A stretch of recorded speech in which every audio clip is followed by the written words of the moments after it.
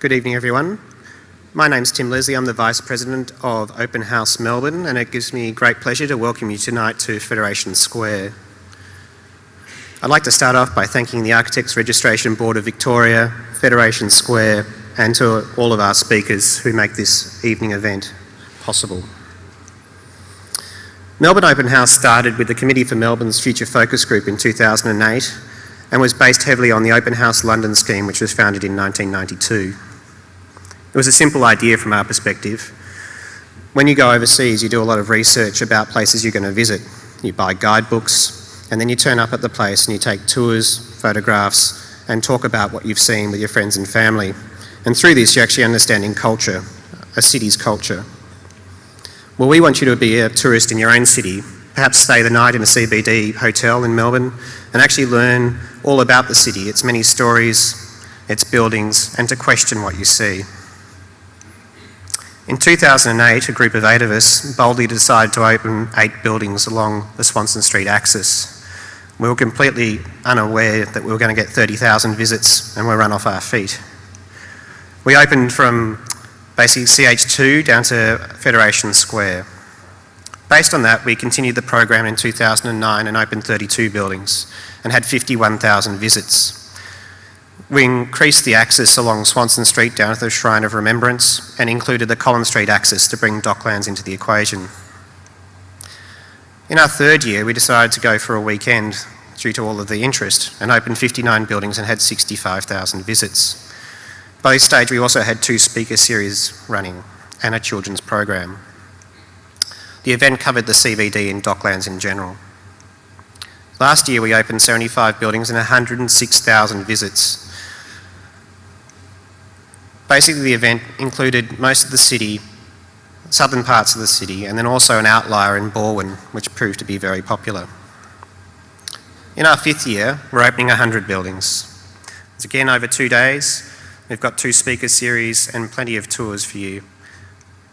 And the event includes Fitzroy and Collingwood, Essendon, the beachfronts, and of course, all of the favourites in the city. So we've moved from Mo to OM, Melbourne Open House to Open House Melbourne. And the reason we did this was part of the Open House worldwide family. There's 15 cities worldwide that take part in the Open House family idea. That includes London, New York, Barcelona, and Chicago, to mention a few. Melbourne was the first city in the Southern Hemisphere to join this program. We're delighted that in 2012, both Perth and Adelaide are also joining the program, joining Brisbane, which started in 2010. It's worth noting that Sydney also has an event, however it's a paid event. So what does this mean for you? Well, I think global travel. You can go to New York and get into buildings that you've only dreamed about. I know that when I went to London, I got to go into the Swiss Re Tower by Norman Foster when it was first opened, and it was amazing. The original vision of Melbourne Open House was to promote good design, and in particular to raise awareness of contemporary architecture. However, as we've grown, we've broadened this vision. So we still want to promote contemporary architecture, but in parallel with this, we realise how important the other buildings that we work in, we live in, and the places that we play represent our culture. And so through understanding our past, present and future through our buildings, you understand the city and Melbourne. Governor La Trobe lived in a very humble cottage. 1839 it was brought out. The police, the Victorian Police Mounted Police branch, have their barracks down in South Melbourne, an incredible space which is housing its 100th year birthday this year. We also allow you to see what builders do in terms of realising architects' dreams. This is Ashton Raggett McDougall's Hamer Hall, and a builder trying to explain how he's going about doing it. We've also opened in 2009 Macquarie's Boardroom, a place where some great deals have been done, and an opportunity for people like you and me to actually sit in these places of power.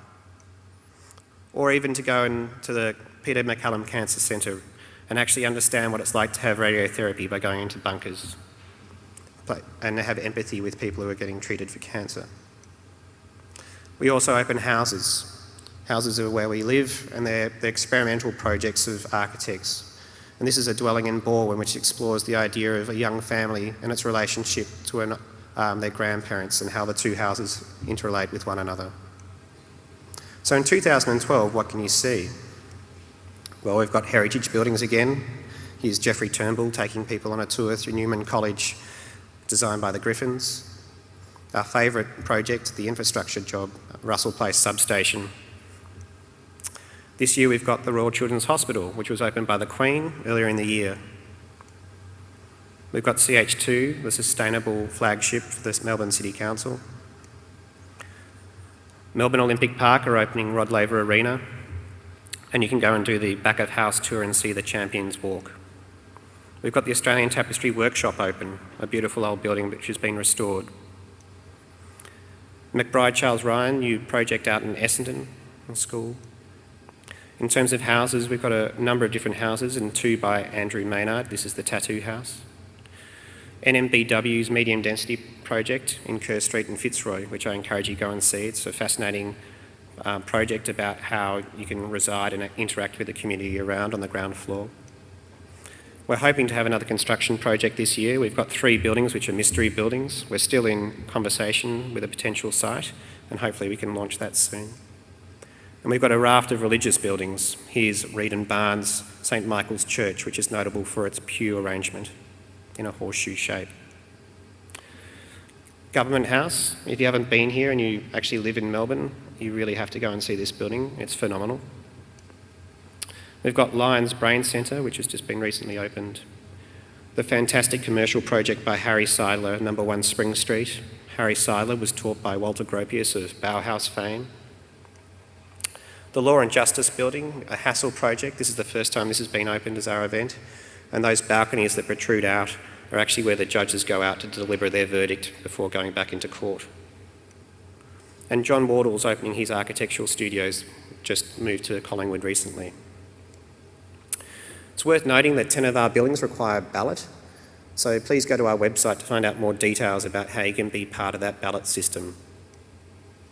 The event's fun for children. We've got a children's program and a range of different buildings that support children's projects such as art play. The Brain Centre is doing DNA extraction from strawberries. At Wesley Church you can learn copper plating or even try weaving at the Australian Tapestry Workshop. It's also fun for the older kids. We've got bike tours, bar tours, sound tours, lighting tours, and of course building tours.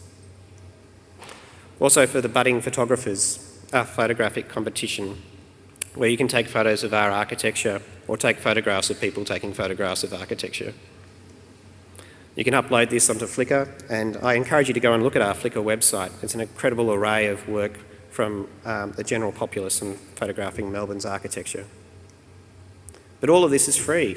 Open House is a not-for-profit organisation, and we raise money every year to allow this event to be free for you.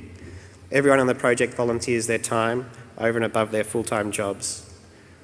And other events may charge $30 to $90 for the weekend, or a speaker series like tonight might cost you $25 to $75, but we charge you nothing. What we do encourage you to do is to buy a program. It's $8, and some of these profits go towards running the event in next year.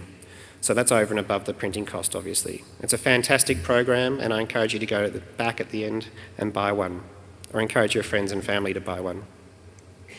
We've also got a fundraiser this year, which is the film Urbanised by Gary Hustvedt, which is the third part of his trilogy, all about urbanisation of our cities.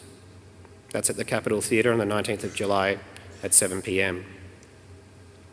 I'd like to thank a few people in particular, Cornwell, who are our graphic designers, Yarra Trams, who provide these tram faces, staff on the day, wayfinding, as well as financial support, the City of Melbourne, who provide logistics and also financial support, and our range of sponsors and supporters listed here, all of who provide in-kind or financial support to make this event free.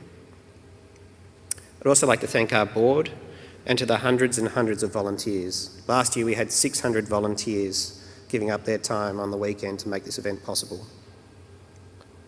But please be prepared. On the weekend, a lot of things are out of our control. You could get stuck in a lift. You may get caught in the rain. We'll do our best to make the event as pleasant as possible for you, but please bring along an umbrella, a sense of humour and plenty of empathy for your fellow Melburnians. And finally, thank you to all of you for coming tonight and showing an interest in this great city. The Speaker Series is a fabulous event in my opinion. We've had the opportunity of having some of Melbourne's and indeed Australia's best designers present over the years, and tonight is certainly no exception.